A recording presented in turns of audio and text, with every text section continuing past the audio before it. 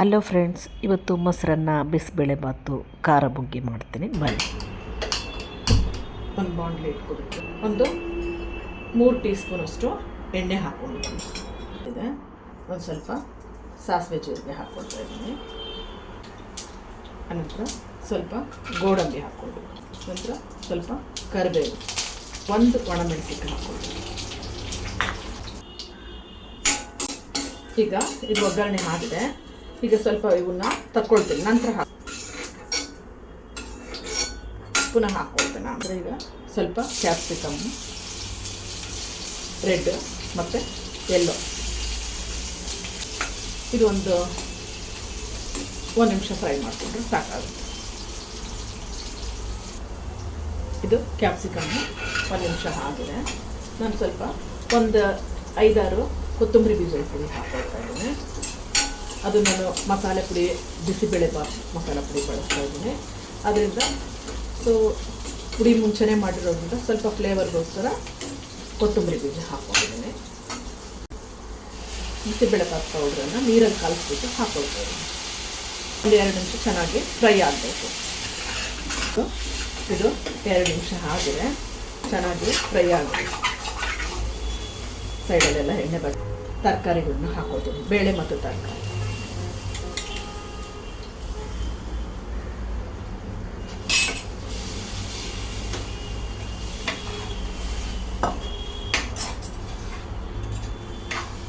ಸ್ವಲ್ಪ ಕುಕ್ಕರಿಗೆ ನೀರು ಹಾಕ್ಬಿಟ್ಟು ಉಳಿದಿರ್ತಕ್ಕಂಥದ್ದನ್ನು ಹಾಕ್ಕೊಂಡ ನಂತರ ಒಂದು 2 ನಿಮಿಷ ಬಾಯ್ಲ್ ಹಾಕಬೇಕು. ಈಗ ಇದು 2 ನಿಮಿಷ ಆಗಿದೆ, ಕುದಿ ಬಂದಿದೆ. ಈ ಹಂತದಲ್ಲಿ ನಾನು ಇದು 1 ಕಪ್ಪಿಂದ ಮಾಡಿರ್ತಕ್ಕಂಥ ಒಂದು ರೈಸನ್ನು ಸಹಿತ ಹಾಕ್ಕೊಳ್ತಾ ಇದ್ದೀನಿ. 1 ಕಪ್ಪು ರೈಸ್ ಹಾಕ್ಕೊಳ್ತಾ ಇದ್ದೀನಿ. ಆನಂತರ ಇದಕ್ಕೆ ನಾನು ಹುಣಸೆ ಹಣ್ಣಿನ ಜ್ಯೂಸನ್ನು ಸಹಿತ ಹಾಕ್ಕೊಳ್ತಾ ಇದ್ದೀನಿ.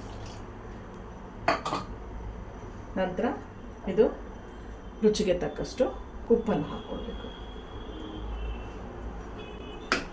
ಈಗ ಇದೆಲ್ಲವನ್ನು ಚೆನ್ನಾಗಿ ಮಿಕ್ಸ್ ಮಾಡಬೇಕು. ಈಗ ಇದು ಚೆನ್ನಾಗಿ ಕುದ್ದಿದೆ. 2 ನಿಮಿಷ ಆಗಿದೆ.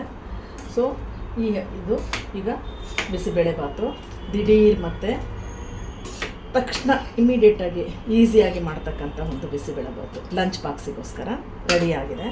ಸೊ ನಾವು ಕೊನೆಯದಾಗಿ ಇದಕ್ಕೆ ಒಂದು ಸ್ವಲ್ಪ ಕೊಬ್ಬರಿ ಪುಡಿ ಹಾಕಬೇಕು. ನಾನು ಮಾಡಿರ್ತಕ್ಕಂಥ ಮಸಾಲೆ ಪುಡಿಯಲ್ಲಿ ಕೊಬ್ಬರಿ ಪುಡಿ ಇರೋದಿಲ್ಲ, ಯಾಕಂದರೆ ತುಂಬ ದಿವಸ ಮಾಡಿಟ್ಕೊಂಡಿರ್ತೀವಿ. ಅದರಿಂದ ಕೊಬ್ಬರಿ ಹಾಕೋದ್ರಿಂದ ಇದಾಗುತ್ತೆ ಅಂತ ಹಾಕಿರಲ್ಲ. ಸೊ ಈಗ ನೀವು ಖಾರ ಪುಡಿ ಬೇಕಂದರೆ ಹಾಕ್ಕೊಳ್ಬೋದು.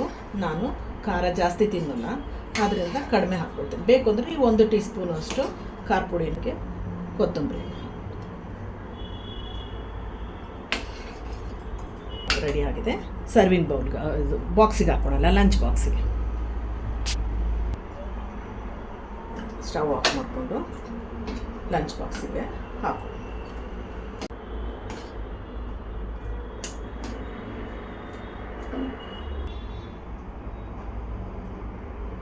ಈ ಥರ ಒಂದು ಲಂಚ್ ಬಾಕ್ಸಿಗೆ ಹಾಕ್ಕೊಂಡ್ಮೇಲೆ ಅದಕ್ಕೆ ನಾವು ಒಂದು ಸ್ವಲ್ಪ ಮೇಜರಾಗಿ ಹಾಕ್ಕೊಳ್ತಕ್ಕಂಥ ಒಂದು ಐಟಮ್ಮು, ಅದು ತುಪ್ಪ. ಅದಕ್ಕೆ ಒಂದು 2 ಟೀ ಸ್ಪೂನಷ್ಟು ತುಪ್ಪ ಹಾಕ್ಕೊಳ್ಬೇಕು. ಆನಂತರ ಸ್ವಲ್ಪ ಇದು ಬಾಯ್ಲ್ಡ್ ಬ್ರೊಕೋಲಿಸು, ಸೊ ಅದನ್ನು ಸಹಿತ ಹಾಕ್ಕೊಳ್ತಾ ಇದ್ದೀನಿ. ಆನಂತರ ಇದು ಒಗ್ಗರಣೆ ಎತ್ತಿಟ್ಕೊಂಡಿದ್ದೀನಲ್ಲ, ಅದನ್ನು ಹಾಕ್ಕೊಳ್ತಾ ಇದ್ದೀನಿ.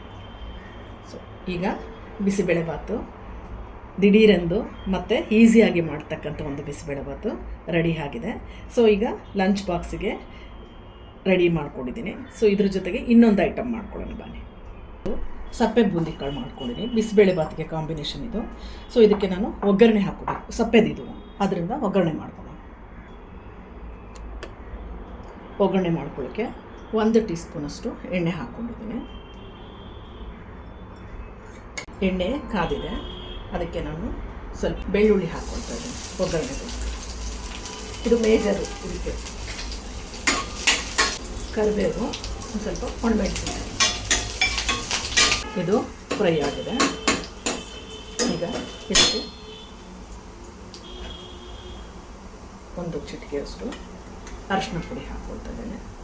ಆನಂತರ 1/4 ಟೀ ಸ್ಪೂನಷ್ಟು ಖಾರದ ಪುಡಿ, ನಾವು ಖಾರ ಜಾಸ್ತಿ ಬಳಸಲ್ಲ ಆದ್ದರಿಂದ. ಆನಂತರ 1/4 ಟೀ ಸ್ಪೂನಷ್ಟು ಚಾಟ್ ಮಸಾಲ.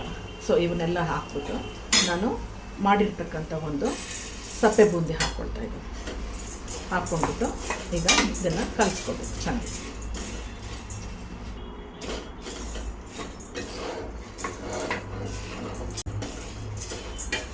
ಮನೆಯಲ್ಲೇ ಮಾಡಿರ್ತಕ್ಕಂಥ ಸಪ್ಪೆ ಬೂಂದಿಯ ಒಂದು ಒಗ್ಗರಣೆ ರೆಡಿಯಾಗಿದೆ. ಇದು ಬಿಸಿಬೇಳೆ ಬಾತ್ಗೆ ಕಾಂಬಿನೇಷನ್ ಯೂಶಲಿ. ಸ್ವಲ್ಪ ಆಗಿದೆ, ಇದನ್ನು ಸ್ವಲ್ಪ ಸರ್ವಿಂಗ್ ಬೌಲಿಗೆ ಹಾಕೋದು. ಬಿಸಿಬೇಳೆ ಬಾತು ಒಟ್ಟಿಗೆ ತೊಗೊಳ್ತಕ್ಕಂಥ ಒಂದು ಖಾರ ಬೂಂದಿ ರೆಡಿಯಾಗಿದೆ. ಬಿಸಿಬೇಳೆ ಬಾತು ಹೊತ್ತಿಗೆ ಜೊತೆಯಲ್ಲಿ ಲಾಸ್ಟಲ್ಲಿ ತೊಗೊಳ್ತಕ್ಕಂಥ ಒಂದು ಮೊಸರನ್ನ ಮಾಡ್ಕೊಳ್ಳೋಣ. ಒಂದು ಬಾಣಲೆ ಇಟ್ಕೊಂಡ್ಬಿಟ್ಟು ಅದಕ್ಕೆ ಒಂದು 2 ಟೀ ಸ್ಪೂನಷ್ಟು ಎಣ್ಣೆ ಹಾಕ್ಕೊಳ್ತಾ ಇದ್ದೀನಿ.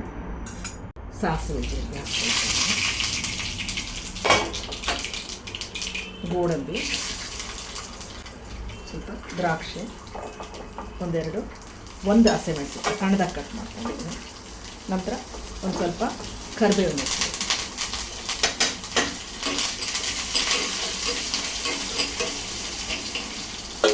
ಆನಂತರ ಇದು ಒಂದು ಅರ್ಧ ಇಂಚು ಹಸಿ ಶುಂಠಿಯನ್ನು ಹಾಕೋಬೇಕು, ಬೆಳ್ಳುಳ್ಳಿ ಹಾಕೋಬಾರ್ದು. ಆನಂತರ ಇದಕ್ಕೆ ಒಂದು ಅರ್ಧ ಭಾಗದಷ್ಟು ಒಣಮೆಣಸಿನಕಾಯಿ ಒಗ್ಗರಣೆಗೆ.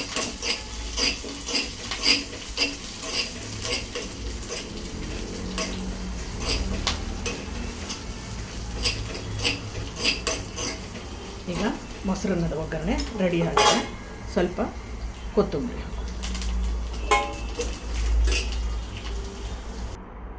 ಈಗ ಇದು ಅನ್ನ ರೆಡಿಯಾಗಿದೆ, ತಣ್ಣಗಾಗಿದೆ ಇದು ಅನ್ನ.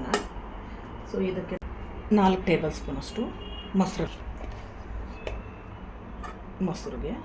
ಮೊಸರನ್ನಕ್ಕೆ ಆನಂತರ ಒಂದು ಸ್ವಲ್ಪ ರುಚಿಗೆ ತಕ್ಕಷ್ಟು ಉಪ್ಪು ಹಾಕ್ಕೊಳ್ಬೇಕು. ಆನಂತರ ಇದು ಮಾಡಿರ್ತಕ್ಕಂಥ ಒಗ್ಗರಣೆ, ಸ್ವಲ್ಪ ಅನ್ನ ಮೊಸರು ಕಲಿಸ್ಕೊಂಡ್ಮೇಲೆ ಅದು ಒಗ್ಗರಣೆ ಮೊಸರು ಹಾಕಿ ಕಲಿಸ್ಕೊಂಡಿದ್ದೀನಿ. ಈ ಥರ ಗಟ್ಟಿ ಆಗಿದೆ. ಸೊ ಈ ಥರ ಗಟ್ಟಿ ಆಗೋದ್ರಿಂದ ನಾವು ಮೊಸರನ್ನ ಎಲ್ಲದೂ ಹಾಕಿವಿ ಸರಿ ಹೋಗಿಲ್ಲ ಅಂತ ಹೇಳ್ತಾರೆ. ಅದರಿಂದ ಮೊಸರಿಗೆ ಸ್ವಲ್ಪ ಮಜ್ಜಿಗೆ ಮಾಡಬೇಕು. ಇಲ್ಲಾಂದರೆ 1 ಗ್ಲಾಸಷ್ಟು ನೀರು ಹಾಕ್ಕೋಬೇಕು. ಒಂದು ಚಿಕ್ಕ ಗ್ಲಾಸಲ್ಲಿ 1 ಗ್ಲಾಸು ನೀರು ಹಾಕ್ಕೋಬೇಕು ಮೊಸರನ್ನಕ್ಕೆ. ಆಗ ಕನ್ಸಿಸ್ಟೆನ್ಸಿ ಚೆನ್ನಾಗಾಗುತ್ತೆ. ಈ ಥರ ಆದಮೇಲೆ ಈಗ ಮಾಡಿರ್ತಕ್ಕಂಥ ಒಗ್ಗರಣೆ ಹಾಕ್ಕೋಬೇಕು.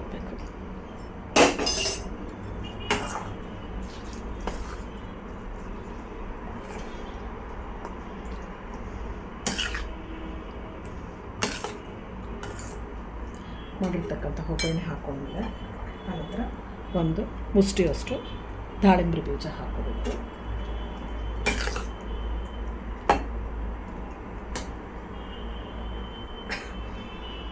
ನಂತರ ಸ್ವಲ್ಪ ಕೊತ್ತಂಬರಿ.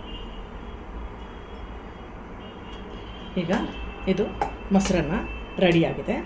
ಸೊ ಲಂಚ್ ಬಾಕ್ಸಿಗೆ ಹಾಕ್ಕೊಳ್ಳೋಣ. ಇದಕ್ಕೆ 3 ಬೆಳ್ಳುಳ್ಳಿ ಹಸಿಲನ್ನು ಹಾಕ್ಕೋಬೇಕು. ಇದು ಒಗ್ಗರಣೆಗೆ ಹಾಕ್ಕೋಬಾರ್ದು, ಹಸಿದೇ ಇರಬೇಕು ಮೊಸರನ್ನಕ್ಕೆ. ಆನಂತರ 1 ಚಿಟಿಕೆಯಷ್ಟು ಪೆಪ್ಪರ್ ಪುಡಿ ಹಾಕ್ಕೋಬೇಕು.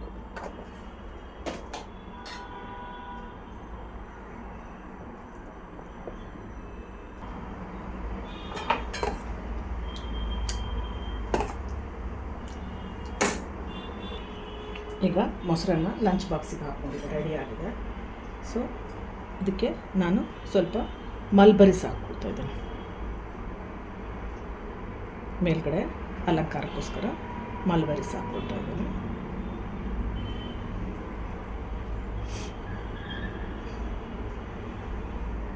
ಈಗ ಮೊಸರನ್ನದ ಲಂಚ್ ಬಾಕ್ಸ್ ಸಹಿತ ರೆಡಿಯಾಗಿದೆ.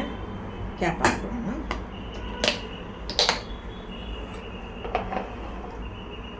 ಬಿಸಿಬೇಳೆಬಾತು, ಮೊಸರನ್ನ ಮತ್ತು ಖಾರ ಬುಗ್ಗಿ ರೆಡಿಯಾಗಿದೆ.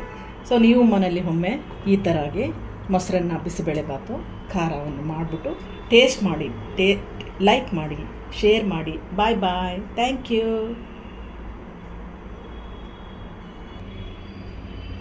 ಕಲರ್ಫುಲ್ ಆಗಿರ್ತಕ್ಕಂಥ ಒಂದು ಮೊಸರನ್ನ ಮತ್ತು ಬಿಸಿಬೇಳೆಬಾತು ಖಾರ ಬುಗ್ಗಿ ರೆಡಿಯಾಗಿದೆ.